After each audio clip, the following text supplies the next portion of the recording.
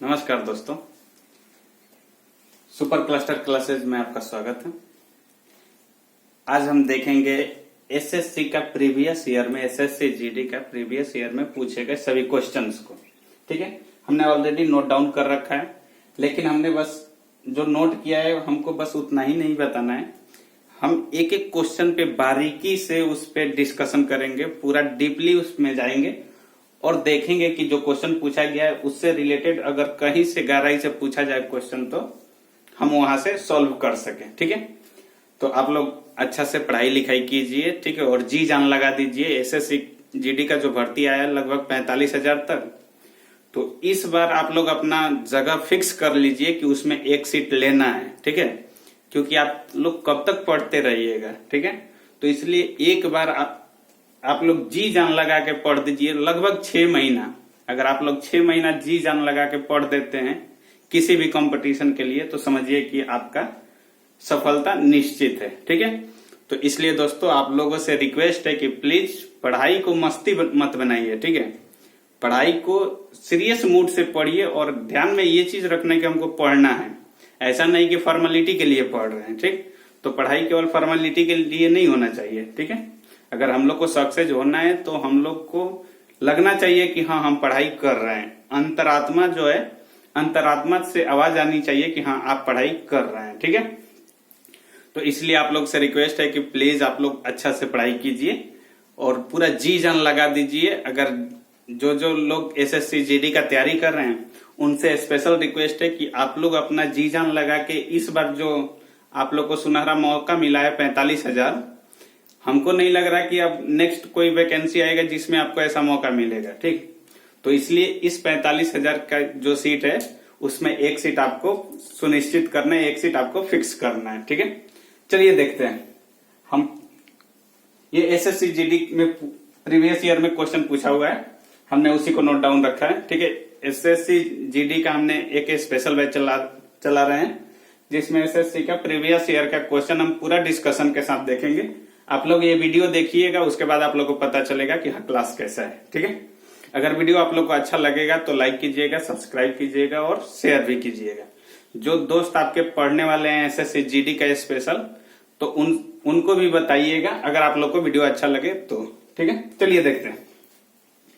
पहला क्वेश्चन है हमारा, पहला क्वेश्चन है कि किस देश के साथ भारत की सबसे लंबी अंतर्राष्ट्रीय सीमा है। ये क्वेश्चन पूछा गया है एसएससी जीडी 2017 में। ये जितना भी हमने क्वेश्चन नोट डाउन किया है ये 2017 का क्वेश्चन पेपर है। ठीक है, तो देखिए इसमें बोला जा रहा है कि किस देश के साथ भारत की सबसे लंबी अंतर्राष्ट्रीय सीमा लगता है। तो अंतर्राष्ट्रीय सीमा का बात किया जाए तो सबसे लंबा अगर लगता है तो वो बांग्लादेश के साथ। ठीक है, सबसे लंबा लगता है बांग्लादेश के साथ। ठीक है, चलिए अब अंतर्राष्ट्रीय सीमा आया है तो अंतर्राष्ट्रीय सीमा के विषय में हम बात करते हैं। ठीक है, देखिए हम लोग एक एक क्वेश्चन पे पूरा डीपली जाएंगे। ठीक है, आप लोग ध्यान से बस वीडियो देखिए, बाकी काम हमारे ऊपर छोड़ दीजिए। आप लोग बस ध्यान बनाए रखें। देखिए क्वेश्चन का आंसर तो हो गया कि बांग्लादेश, यानी कि सबसे बड़ा अगर पूछा जाए तो बांग्लादेश। अगर इसी में आपसे सबसे छोटा पूछ दिया जाए कि भारत के साथ सीमा साझा करने वाला सबसे छोटा देश कौन सा है, तो अंतर्राष्ट्रीय सीमा साझा करने वाला सबसे छोटा देश जो भारत के साथ है, केवल भारत के साथ, क्वेश्चन घुमा के पूछा जा सकता है कि भारत के साथ सीमा साझा, सबसे छोटा सीमा साझा करने वाला देश कौन सा है, तो अफगानिस्तान। ठीक है, अफगानिस्तान। आप लोग ये सब नोट करते रहेंगे। ठीक है, चलिए और इसमें बात करते हैं कि सबसे बड़ा तो हो गया बांग्लादेश, सबसे छोटा देश हो गया अफगानिस्तान।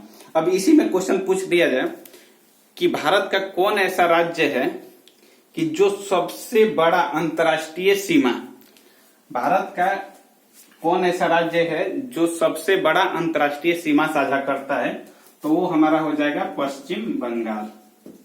एक बार गौर से सुनिएगा, अगर आपसे क्वेश्चन पूछ दिया जाए कि भारत का कौन ऐसा राज्य है जो सबसे बड़ा अंतर्राष्ट्रीय सीमा साझा करता है, तो पश्चिम बंगाल। ठीक है, अगला पॉइंट सीमा साझा से आ गया, तो और देखते हैं इसमें कि देखिए भारत प्लस पाकिस्तान, भारत और पाकिस्तान के बीच की जो सीमा रेखा है उसे रेड क्लिफ लाइन कहते हैं। क्या कहते हैं? Red Cliff line, red Cliff line. ठीक है, भारत और पाकिस्तान के बीच की सीमा रेखा को रेड क्लिफ लाइन कहते हैं। और वहीं आपसे पूछ दिया जाए कि भारत और चीन के बीच की सीमा रेखा को, तो भारत और चीन की सीमा रेखा के, भारत और चीन के बीच की सीमा रेखा को मैक-मोहन लाइन कहा जाता है। मैक-मोहन लाइन। भारत और चीन के बीच की सीमा रेखा को कहा जाए तो मैक-मोहन लाइन। ठीक है, ये पॉइंट आप लोग नोट करते रहिएगा। ठीक है, मिटा दें, आपको अगर इसका स्क्रीनशॉट लेना है तो आप ले लीजिए, लेकिन पॉइंट जरूर नोट कीजिएगा। चलिए अब आगे देखते हैं। जब सीमा आया है तो हम सीमा में और कुछ बात करते हैं। अब देखिए, अब वही चीज पूछ दिया आपसे कि पाकिस्तान प्लस अफगानिस्तान,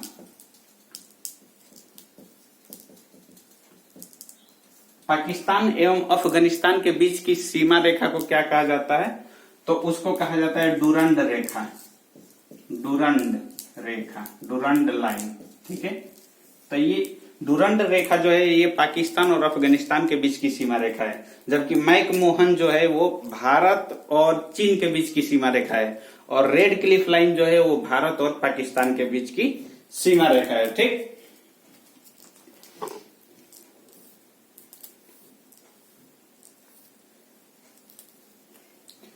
अब देखिए अगला पॉइंट में हम देखेंगे, जब सीमा का बात आया है तो और सीमा में देखते हैं कि सबसे पहले हम जानने का प्रयास करते हैं कि भारत का जो कुल अंतर्राष्ट्रीय सीमा है कितने देशों के साथ अंतर्राष्ट्रीय सीमा साझा करता है। ध्यान से सुनिएगा, भारत कुल कितने देशों के साथ अंतर्राष्ट्रीय सीमा साझा करता है? तो भारत जो है कुल 7, अगर आपसे क्वेश्चन पूछ दिया जाए कि भारत कितने देशों के साथ सीमा साझा करता है, तो उसका सही आंसर होगा, अगर स्थलीय सीमा पूछा जाए तो 7, जलीय पूछा जाए तो 2, अगर कुल पूछा जाए कुल तो 9। ठीक है, आप लोग ध्यान रखेंगे, भारत कुल 7 देशों के साथ स्थलीय सीमा साझा करता है और 2 देशों के साथ जलीय सीमा साझा करता है, तो इसलिए कुल हो जाएगा 9। तो आपसे क्वेश्चन पूछा जाएगा कि भारत कुल कितने देशों के साथ स्थलीय सीमा साझा करता है, या भारत कुल कितने देशों के साथ जलीय सीमा साझा करता है। ठीक है, तो स्थलीय 7 और जलीय 2। अब ये देखते हैं कि ये आखिर स्थलीय जो 7 हैं ये कौन कौन से हैं। ठीक है, चलिए देखते हैं इसमें। सबसे पहले पाकिस्तान,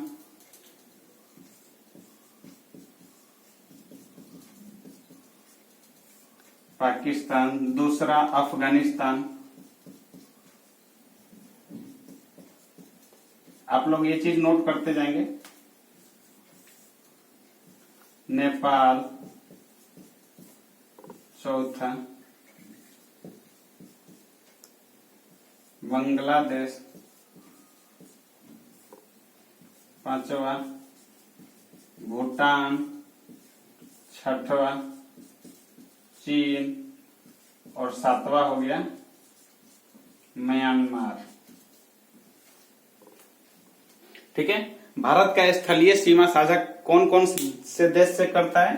पाकिस्तान, अफगानिस्तान, नेपाल, बांग्लादेश, भूटान, चीन और म्यांमार। ये 7 हो गए कौन सा स्थलीय सीमा साझा करने वाले। ठीक है, और 2 जलीय हैं, 2 जलीय सीमा साझा करते हैं, कौन से? हम यहां लिख देते हैं। पहला हो गया मालदीव और दूसरा हो गया श्रीलंका। ठीक है, तो इस पॉइंट को भी आप लोग नोट कर लेंगे। ठीक है, आशा करते हैं कि आप लोग को वीडियो अच्छा लग रहा हो। ठीक है, ये अभी हमारा पहला क्वेश्चन हुआ। पहला क्वेश्चन में इतना पॉइंट आप लोग को ध्यान रखना है। अब आपको कहीं किसी भी सीमा से अगर क्वेश्चन पूछा जाता है तो मेरे को नहीं लगता कि आप यहां से कोई मिस कीजिएगा क्वेश्चन, ठीक है।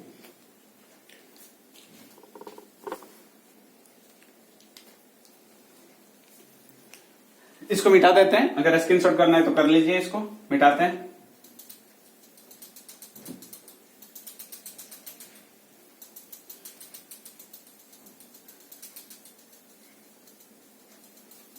चलिए, इसी में जब सीमा का बात आया तो एक पॉइंट और आपको बता देते हैं। SAARC, SAARC, SAARC, SAARC, SAARC बोलते हैं इसको, ठीक है। हिंदी में इसको दक्षेस कहते हैं, दक्षेस। ये सार्क जो है एक संगठन है, ठीक है, यानी कि 8 देशों का संगठन है, जिसमें कुछ नियम कानून रहते हैं कि 8 देश एक दूसरे से जुड़े रहते हैं, ठीक है। तो इनमें पहला पॉइंट लिखिएगा। पहले तो इसका फुल फॉर्म, तो सब इसका फुल फॉर्म है south Asian, ASIAN Asian association, ASSOCIATION association for regional cooperation. इसका फुल फॉर्म हो गया south Asian association for regional cooperation, ठीक है, सार्क का। ये पहला पॉइंट हो गया। दूसरा पॉइंट में लिखिएगा, इसमें कुल 8 देश हैं। सार्क एक संगठन है जिसमें कुल कितने देश हैं? 8 देश हैं, ठीक है। अगर सार्क का हेडक्वार्टर HQ मीन्स हेडक्वार्टर का मतलब होता है मुख्यालय, ठीक है। तो अगर सार्क का मुख्यालय पूछा जाए तो काठमांडू, यानी नेपाल का राजधानी काठमांडू, ठीक है। अब इसमें देखते हैं कि आखिर ये सार्क में कुल 8 देश कौन कौन सा है, ठीक है। ये भी इंपॉर्टेंट है क्योंकि क्वेश्चन पूछा जाता है, ठीक है। तो हम इधर से मिटाते हैं, आप लोग को स्क्रीनशॉट करना है तो कर लीजिए। ये सार्क के कुल 8 देश जो है इनको देखते हैं, इनका नाम देखते हैं कौन कौन से देश हैं। चलिए, सार्क के 8 देश में नाम याद रखिएगा। पहला मालदीव, दूसरा श्रीलंका, तीसरा भारत, चौथा पाकिस्तान, पांचवा अफगानिस्तान,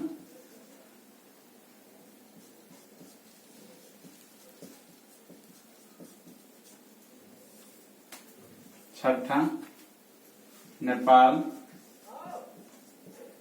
सातवां भूटान और 8वां हो गया बांग्लादेश, ठीक है। ये सार्क के कुल 8 सदस्य हैं। कौन कौन सा? मालदीव, श्रीलंका, भारत, पाकिस्तान, अफगानिस्तान, नेपाल, भूटान, बांग्लादेश। इसमें क्वेश्चन कैसे पूछा जाता है? इनमें से क्या किया जाएगा कि 3 इनमें से दे दिया जाएगा और एक अलग से उठा के दे दिया जाएगा। बोला जाएगा निम्नलिखित में कौन सार्क का सदस्य नहीं है। ऐसे क्वेश्चन पूछा जाता है आपसे, ठीक है। तो ये सार्क के कुल 8 सदस्य को भी आपको याद रखना है, ठीक है। चलिए अब इसको मिटाते हैं और दूसरा क्वेश्चन देखते हैं। ये तो रहा हमारा पहला क्वेश्चन का इतना डिटेल।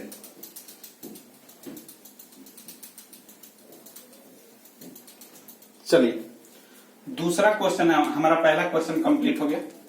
दूसरा क्वेश्चन है हमारा, भारतीय मानक समय ग्रीनविच मध्य समय के बीच समय का अंतर कितना है? यानी कि भारतीय मानक समय और ग्रीनविच मध्य समय, ठीक है। भारत का मानक समय अलग है और ग्रीनविच मध्य का समय अलग है। चलिए, सबसे पहले जानते हैं कि ये ग्रीनविच मध्य क्या है। देखिए, ये ग्रीनविच मध्य समय जो है एक 0 डिग्री देशांतर को कहा जाता है। किसको कहा जाता है? 0 डिग्री देशांतर को। 0 डिग्री देशांतर को ग्रीनविच मध्य समय रेखा कहा जाता है, ठीक है। इसको इंग्लिश में प्राइम मेरिडियन लाइन भी कहा जाता है। क्या कहा जाता है? Prime meridian line. 0 डिग्री देशांतर को प्राइम मेरिडियन लाइन, हिंदी में प्रधान मध्याह्न रेखा, प्रधान मध्याह्न रेखा। 0 डिग्री देशांतर को ग्रीनविच माध्य समय रेखा या 0 डिग्री देशांतर, प्राइम मेरिडियन लाइन या प्रधान मध्याह्न रेखा, ये सब एक ही नाम है। ठीक है। अगला पॉइंट देखते हैं इसमें कि ये जो ग्रीनविच लाइन है, ये ग्रीनविच लाइन किन किन देशों से गुजरती है। ध्यान से सुनिएगा क्या बोल रहे हैं कि ग्रीनविच जो लाइन है, 0 डिग्री देशांतर है, जो 0 डिग्री देशांतर है, वो किन किन देशों से होकर गुजरती है। ठीक है।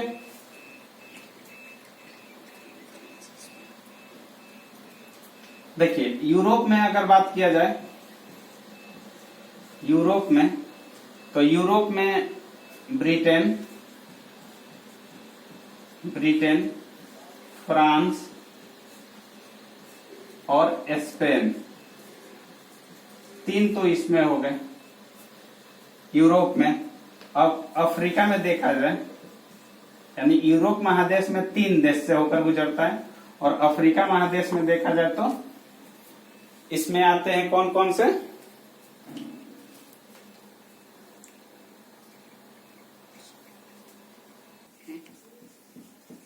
टोगो और घाना। ध्यान से देखिएगा, जो ग्रीनविच लाइन यानी प्रधान मध्याह्न रेखा यानी या 0 डिग्री देशांतर कहिए, या प्राइम मेरिडियन लाइन कहिए, या प्रधान मध्याह्न रेखा कहिए, या 0 डिग्री देशांतर, या अंतरराष्ट्रीय तिथि रेखा भी कहिए। ठीक है। ग्रीनविच माध्य समय जो है, इसी को क्या बोला जाता है, इसी को अंतरराष्ट्रीय तिथि रेखा भी कहा जाता है। ठीक है। उसी को 0 डिग्री देशांतर भी कहा जाता है, उसी को प्राइम मेरिडियन लाइन भी कहा जाता है, उसी को प्रधान मध्याह्न रेखा भी कहा जाता है। ठीक है। चलिए, तो सबसे पहले देखते हैं कि आखिर ये ग्रीनविच होता क्या है। तो ग्रीनविच लाइन जो है 0 डिग्री देशांतर है मेन चीज, उसी को अंतरराष्ट्रीय तिथि समय रेखा भी कहा जाता है, उसी को प्राइम मेरिडियन लाइन भी कहा जाता है। अब आखिर ये जो 0 डिग्री देशांतर है, किन किन देशों से होके गुजरता है, ये क्वेश्चन पूछा जाता है, तो इसीलिए आपको ध्यान रखना है। तो इसमें देखेंगे कि 0 डिग्री जो देशांतर है वो कौन कौन देश से होके गुजर रहा है। तो सबसे पहले यूरोप में 3 देश, ब्रिटेन, फ्रांस और स्पेन। अफ्रीका में देखेंगे अल्जीरिया, माली, बुर्किना फासो, टोगो और घाना। ठीक है। 1 2 3 4 5 6 7 8, ये भी टोटल 8 देशों से होके गुजरता है, यानी कि 0 डिग्री देशांतर। अब हमारा क्वेश्चन देखिए, क्वेश्चन तब कि भारतीय मानक समय जो है ग्रीनविच यानी अंतरराष्ट्रीय जो तिथि रेखा है उससे कितना आगे है, तो 5 घंटा 30 मिनट आगे है। यानी भारत का जो समय है वो अंतरराष्ट्रीय समय तिथि रेखा से 5 घंटा 30 मिनट, यानी प्लस, देखिए, plus 5 hour 30 minute GMT, Greenwich mean time. GMT का फुल फॉर्म होता है ग्रीनविच मीन टाइम। ठीक है। तो हमारा 5 घंटा 30 मिनट आगे रहता है। ठीक है। चलिए, अब ये तो रहा ग्रीनविच से रिलेटेड पूरा डिटेल हमने बता दिया। अब आते हैं कि भारतीय मानक समय क्या है। मिटाइए इसको।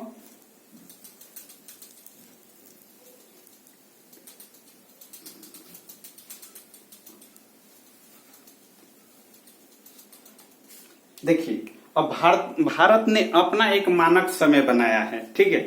तो जिसे भारत का मानक समय कहते हैं। भारत का मानक समय जो है 82 डिग्री पूर्वी, यानी कि ईस्ट, ईस्ट का मतलब पूर्वी देशांतर।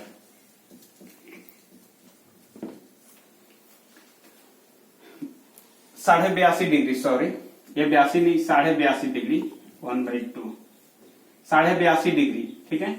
इसको आप लोग ध्यान से रखेंगे, 82.5 डिग्री पूर्वी देशांतर। ठीक है। 82.5 डिग्री पूर्वी देशांतर को भारत ने अपना मानक समय माना है। ठीक है। तो भारत का मानक समय इलाहाबाद के नैनी को माना जाता है, जो कि इलाहाबाद यूपी में स्थित है। तो यूपी का जो नैनी है इलाहाबाद का, वही से मेन माना जाता है कि वहां से उसकी शुरुआत होती है। ठीक है। तो देखिए, अब भारत का जो 82.5 डिग्री पूर्वी देशांतर कहिए या भारत का मानक समय रेखा कहिए, ठीक है। तो भारत का जो मानक समय रेखा है, आखिर वो देखते हैं कि कौन कौन राज्यों से, भारत के राज्यों से होके गुजरती है, ठीक है। तो सबसे पहले देखते हैं, सबसे पहले नैनी, तो नैनी तो यूपी में है, ठीक है। यूपी के बाद थोड़ा सा नीचे आइए, तो यूपी के बाद आ जाता है एमपी में। एमपी से थोड़ा सा नीचे आइए तो आ जाता है छत्तीसगढ़।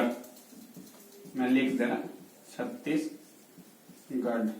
छत्तीसगढ़, छत्तीसगढ़ से नीचे जाइएगा तो आ जाएगा उड़ीसा।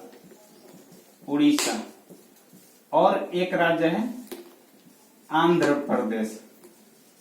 आंध्र प्रदेश, ठीक है। तो ये भारत के मानक समय जो है 82.5 डिग्री पूर्वी, भारत का मानक समय 82.5 डिग्री पूर्वी देशांतर को कहा जाता है, जो कि यूपी, एमपी, छत्तीसगढ़, उड़ीसा और आंध्र प्रदेश यानी कि 5 राज्यों से होके गुजरता है। तो ये भी क्वेश्चन पूछा जाता है कि भारत का मानक समय निम्नलिखित में से किस राज्यों में से नहीं गुजरता है।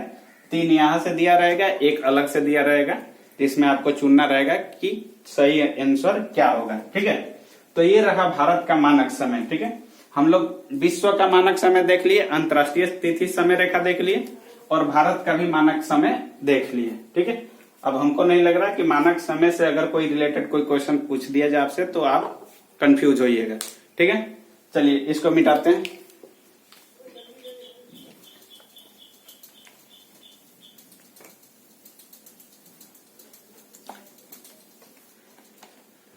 भारतीय मानक समय ग्रीनविच माध्य समय से अब तो क्लियर हो गया कि जो भारत का मानक समय है वो ग्रीनविच यानी कि जो 0 डिग्री देशांतर है उससे 5 घंटा 30 मिनट आगे है, ठीक है।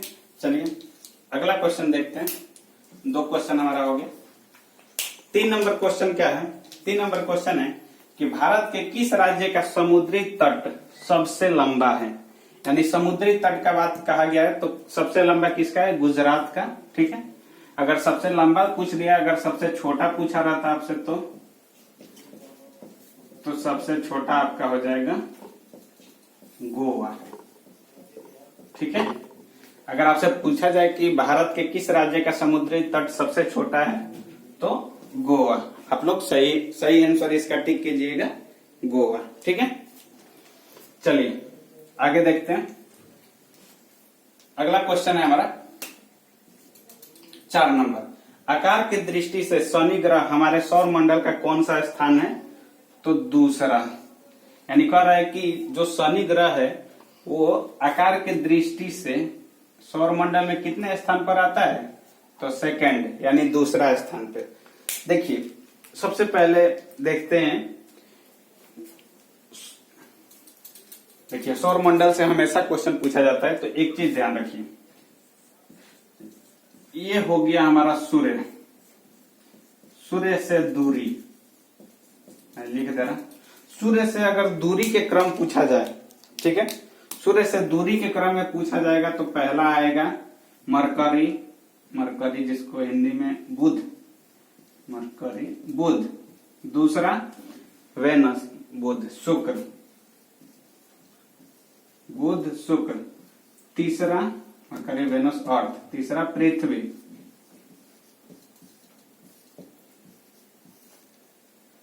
मंगल, चौथा मंगल। पांचवा बृहस्पति। छठा शनि। सातवां अरुण और 8वां वरुण। देखिए सबसे पहले जानिए कि आखिर ये सौर मंडल क्या होता है। तो सौर मंडल देखिए, सूर्य और 8 तारे, पहले 9 तारे थे लेकिन अभी तारे नहीं, ग्रह। सूर्य और 8 ग्रह मिलकर सौर मंडल का निर्माण करते हैं, ठीक है। सूर्य और 8 ग्रहों को मिलाकर सौर मंडल कहते हैं, जिसका मुखिया यानी कि जिसका मेन लीडर जो होता है सूर्य होता है, ठीक है। तो पहले क्या था कि 2006 से पहले 9 ग्रह हुआ करते थे।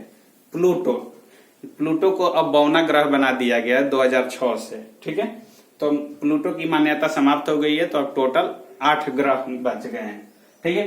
तो अगर सूर्य से दूरी के क्रम में, ध्यान से देखिएगा पॉइंट, सूर्य से दूरी के क्रम में पूछा जाए तो पहला बुध, दूसरा शुक्र, तीसरा पृथ्वी, चौथा मंगल, पांचवा बृहस्पति, छठा शनि, सातवां अरुण, आठवां वरुण, ठीक है। ये सूर्य से दूरी के क्रम में है, ये दूरी का क्रम है, ठीक है। तो अब आइए, अब इसके आकार के क्रम देखिए। पहले इसमें एक चीज और बता देते हैं कि सूर्य से दूरी के क्रम में जब आप सजा लीजिएगा तो ऊपर से जो 4 हैं, यानी कि ऊपर से 4 कौन कौन से हैं? बुध, शुक्र, पृथ्वी और मंगल। ये 4 जो हैं, ये 4 ठोस रूप में होते हैं, यानी कि धरातल रूप में होते हैं। और नीचे वाले जो 4 होते हैं, ये जो 4 होते हैं नीचे वाले, बृहस्पति, शनि, अरुण और वरुण, ये चारों गैस के रूप में रहते हैं, गैसीय गोला।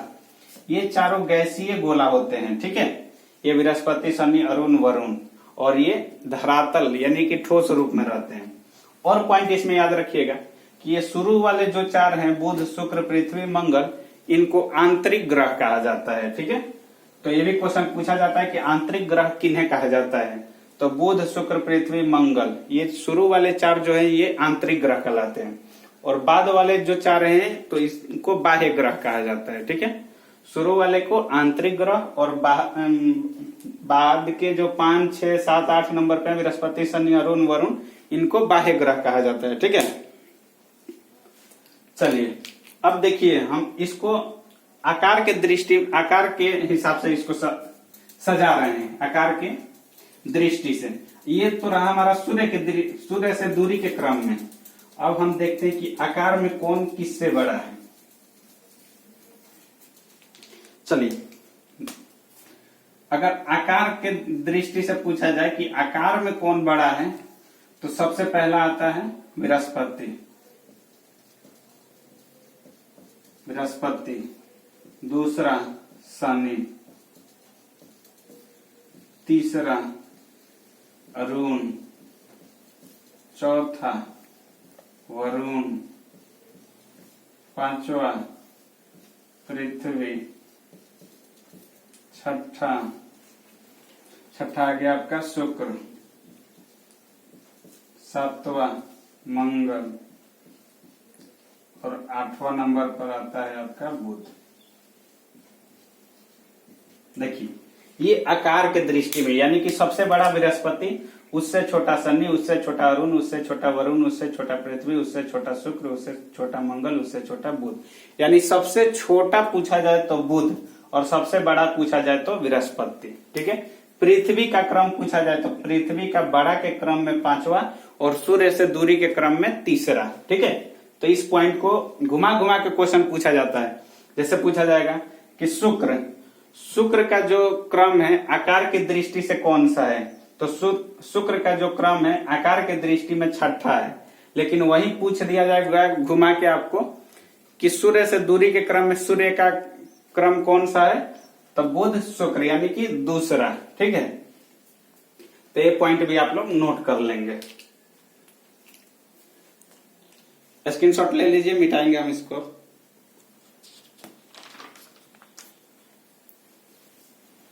चलिए मिटाते हैं इसको।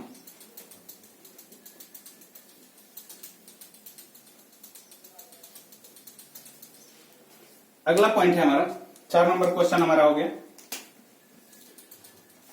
5 नंबर क्वेश्चन है कि आर्य समाज के संस्थापक कौन थे। तो आर्य समाज के संस्थापक दयानंद सरस्वती थे। आर्य समाज के संस्थापक दयानंद सरस्वती थे। अब देखिए, दयानंद सरस्वती, 2-3 पॉइंट इनके विषय में भी लिखेंगे।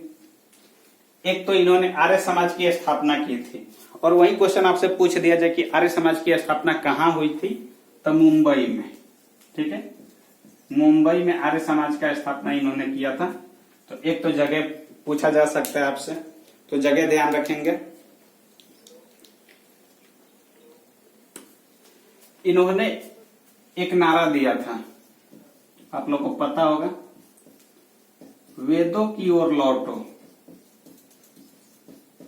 ठीक है, ये भी क्वेश्चन पूछा जा सकता है आपसे कि वेदों की ओर लौटो किनके द्वारा कहा गया था। अगला पॉइंट इनमें लिख लीजिएगा कि इन्होंने एक सत्यार्थ प्रकाश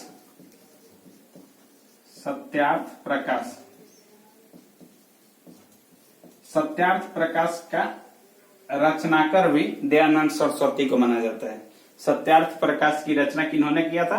दयानंद सरस्वती ने। ठीक है, तो ये दयानंद सरस्वती से मेन पॉइंट 2-3 आप लोग याद रखेंगे। ठीक है, स्क्रीनशॉट ले लीजिए, मिटाते हैं इसको।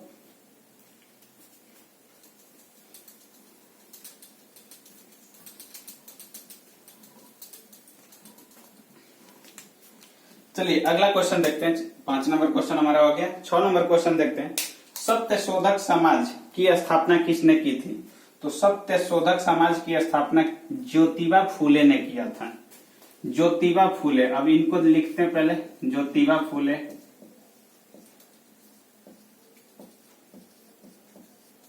ज्योतिबा फूले। ठीक है, सत्य शोधक समाज की स्थापना किसने किया था? ज्योतिबा फूले ने किया था। ठीक है,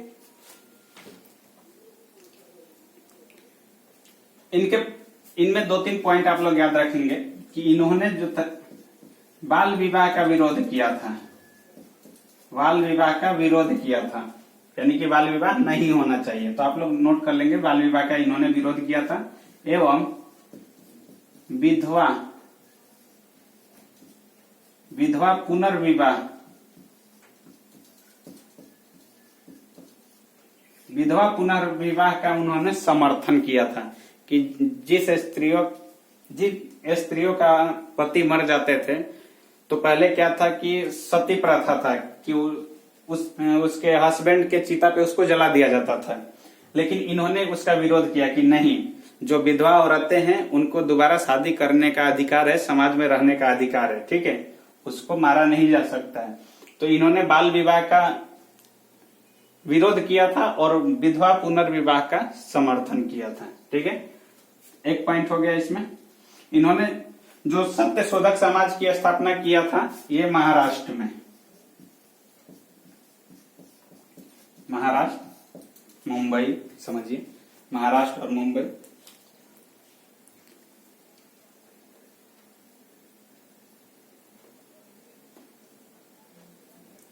अगला पॉइंट लिखेंगे इसमें। अगला पॉइंट में लिखेंगे कि इन्होंने अपने खर्चा से, यानी कि इन्होंने अपना स्त्रियों को पढ़ाने के लिए, लड़कियों को पढ़ाने के लिए इन्होंने स्वयं का विद्यालय खोल दिया, यानी कि स्वयं का स्कूल खोल दिया। ठीक है, मैं शॉर्टकट में लिख दे रहा, आप लोग लिख लेंगे। इन्होंने स्वयं स्त्रियों का दशा सुधारने के लिए इन्होंने स्वयं का स्कूल खोल दिया। ठीक है, स्त्रियों का दशा सुधारने के लिए इन्होंने स्वयं का स्कूल खोल दिया। और मजेदार बात देखिए, जब इन्होंने स्कूल खोल दिया और लड़कियों को पढ़ाने के लिए कोई लेडीज टीचर नहीं मिल रही थी, तो इन्होंने क्या किया कि अपने ही, यानी ज्योतिबा फूले ने अपने ही वाइफ को पढ़ाना शुरू किया और अपने वाइफ को इतना पढ़ा दिए ताकि उनकी वाइफ और सब लड़कियों को पढ़ा सके। ठीक है, उनकी वाइफ भी पढ़ी लिखी नहीं थी, तो जब उन्होंने लड़कियों की दशा सुधारने के लिए स्कूल खोली थी, उनको पढ़ाने के लिए स्कूल खोला था, जब उसमें कोई लेडीज टीचर नहीं थी, तो अपने ही मैंने वाइफ को, अपने ही पत्नी को इतना पढ़ा दिए ताकि उनकी वाइफ उन लड़कियों को शिक्षा दे सके। ठीक है, अगला पॉइंट में देखेंगे, ये पॉइंट आप लोग नोट कर लेंगे, अगर आप लोग को नोट करना हो तो कर लीजिएगा। चलिए ये सब नोट कर लिए, मिटाते हैं इसको।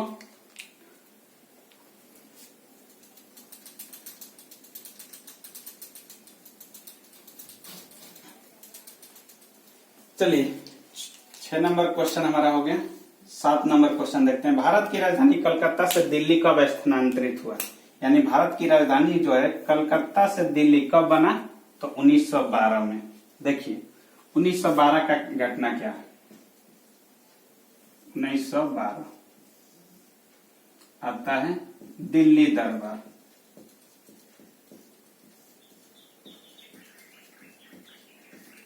ठीक है, ध्यान से देखिएगा। 1912 का घटना है, दिल्ली दरबार से संबंधित है। क्या हुआ था? ये 1911 में दिल्ली दरबार का आयोजन किया गया था। डेट याद रखेंगे आप लोग, 12 दिसंबर 1911 में दिल्ली दरबार का आयोजन किया गया था। दिल्ली दरबार का जब आयोजन किया है उसमें मुख्य अतिथि जो था ब्रिटिश क्राउन यानी ब्रिटिश राजा जॉर्ज पंचम था। ठीक है, लिख दें हम इधर, जॉर्ज पंचम एवं उसकी महारानी मैरी। ठीक है, तो दिल्ली दरबार का आयोजन 12 दिसंबर 1911 को किया गया था, जिसमें मुख्य अतिथि जॉर्ज पंचम एवं उसकी महारानी मैरी थी। ठीक है, इन्हीं के उपलक्ष्य में, इनको पद ग्रहण की उपलक्ष्य में, सिंहासन ग्रहण के उपलक्ष्य में दिल्ली में एक दरबार का आयोजन किया गया था 12 दिसंबर 1911 को, जो कि दिल्ली में हुआ। वहां जिसके मुख्य अतिथि जॉर्ज पंचम एवं महारानी मैरी थी। ठीक है, इस समय गवर्नर जनरल जो था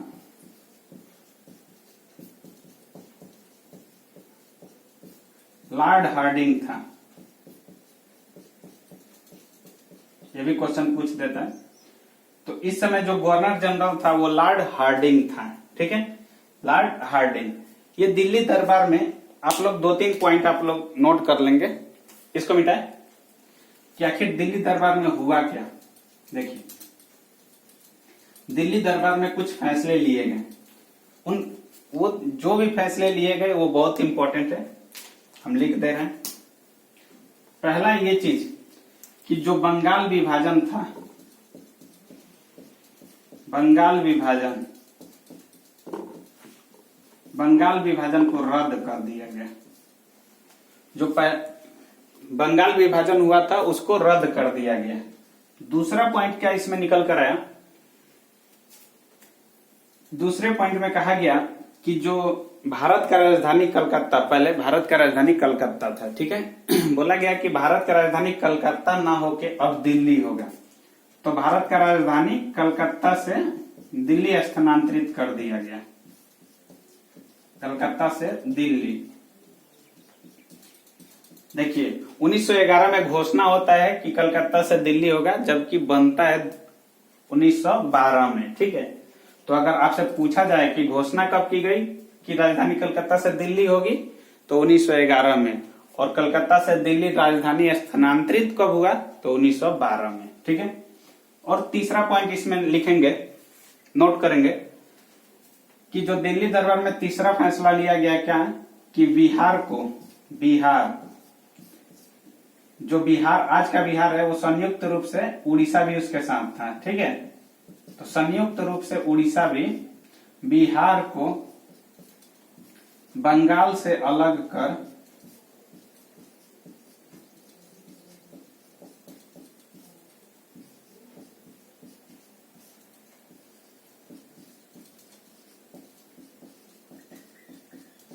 देखिए, बिहार जो है, बिहार और बंगाल उस समय एक में हुआ करते थे। ठीक है, तो बिहार और उड़ीसा को एक में मिला, एक साथ बंगाल से अलग कर दिया गया। पहले क्या था कि बिहार बंगाल उड़ीसा, यानी बिहार प्लस बंगाल प्लस उड़ीसा। ठीक है, ये तीनों एक में था, तीनों को बंगाल कहा जाता था। तो अब क्या किया गया है कि बंगाल को अलग कर दिया गया है और बिहार प्लस उड़ीसा एक में रहा। बिहार और उड़ीसा एक में रहा, बंगाल को अलग कर दिया गया। तो वही देखिए बिहार को एक अलग प्रांत बना दिया गया, घोषणा किया गया कि बिहार एक अलग प्रांत रहेगा, बिहार में ही उड़ीसा रहेगा। ठीक, तो ये 3 महत्वपूर्ण फैसले लिए गए थे दिल्ली दरबार में। ठीक है,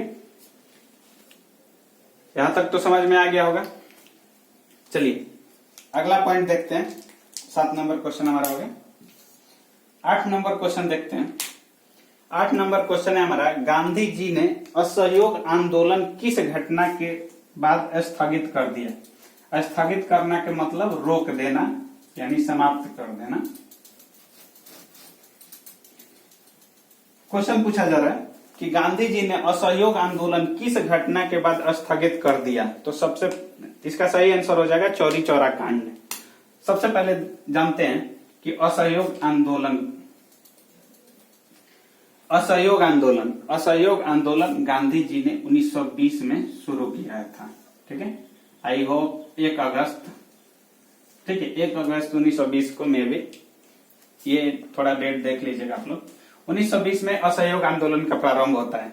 असहयोग आंदोलन में यह चीज कहा जाता है कि जितने भी अंग्रेज का सामान है, जो भी खाने पीने पहनने ओढ़ने वाला, उसका बहिष्कार करेंगे। बहिष्कार का मतलब होता है कि उसको त्याग देंगे, छोड़ देंगे। असहयोग यानी हम सहयोग ना करेंगे। असहयोग का मतलब कि हम सहयोग ना करेंगे। तो 1920 में असहयोग आंदोलन गांधी जी द्वारा चलाया जाता है, जिसमें बहुत अंग्रेजी सामान को जला दिया जाता है। अंग्रेजी सामान जो है उसको बर्बाद कर दिया जाता है। ठीक है, सभी भारतीय अंग्रेजी चीज को त्याग देते हैं। ठीक है, तो आंदोलन 1920 का बहुत अच्छा चल रहा था। अब उसी बीच में 5 फरवरी 1922 कुछ लोग यानी कि कुछ क्रांतिकारी लोग ही यानी भारत के नागरिक हैं, एक मीटिंग जैसे ग्रुप बना के आ रहे थे। ग्रुप बना के हमें सब जगह नारा लगा रहे थे, सभी दुकान को बंद करा रहे थे और जो भी अंग्रेजी सामान था उसका बहिष्कार कर रहे थे, दारू शराब की दुकान को बंद करा रहे थे। उसी बीच में उन लोगों से पुलिस की मुठभेड़ हो जाती है। ठीक है, तो जब भीड़ से पुलिस का मुठभेड़ हो जाता है यानी लड़ाई झगड़ा हो जाता है, तो पुलिस ने उसमें गोली चला देता है। अब लोग गुस्सा में आ जाते हैं। लोग गुस्सा में आके पुलिस को मारना शुरू कर देते हैं। तो पुलिस जान बचाने के लिए जेल में घुस जाती है। ठीक है, जिसमें लगभग 22 जवान यानी 22, ये पुलिस पूरा अंग्रेजी ब्रिटिश पुलिस थी और एक जो था वो दरोगा इंचार्ज था यानी कि चौकी इंचार्ज जो था।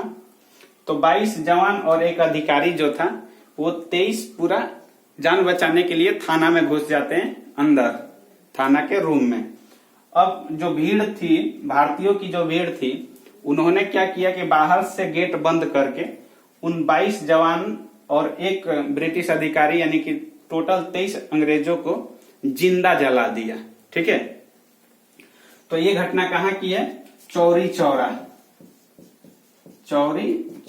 जो कि जिला गोरखपुर यानी कि गोरखपुर यूपी, ये यूपी की घटना है। चौरी चौरा गोरखपुर जिला की। ठीक है, तो वहीं पे 22 ये लगभग 23 जवानों को जिंदा जला दिया जाता है। तो इस घटना से गांधी जी बहुत असमंजस में पड़ जाते हैं कि अब आंदोलन को रोक देना ही उचित तो रहेगा। तो देखिए 11 फरवरी 1922 को गांधी जी ने असहयोग आंदोलन को स्थगित कर दिया। ठीक है, तो ये क्वेश्चन पूछा भी जाता है, ये बहुत इंपॉर्टेंट क्वेश्चन है कि असहयोग आंदोलन किस घटना के कारण स्थगित कर दिया गया। तो 5 फरवरी 1922 की चौरी चौरा कांड की वजह से। ठीक है, कब किया गया? तो 11 फरवरी 1922 को। ठीक है, अगर आप लोग को ये क्लास समझ में आया हो, अगर वीडियो अच्छा लगा हो तो लाइक कीजिएगा, सब्सक्राइब कीजिएगा। हम लोग ऐसे ही क्वेश्चन प्रीवियस ईयर के लेके आएंगे और पूरा डिस्कशन के साथ देखेंगे। वीडियो देखने के लिए धन्यवाद।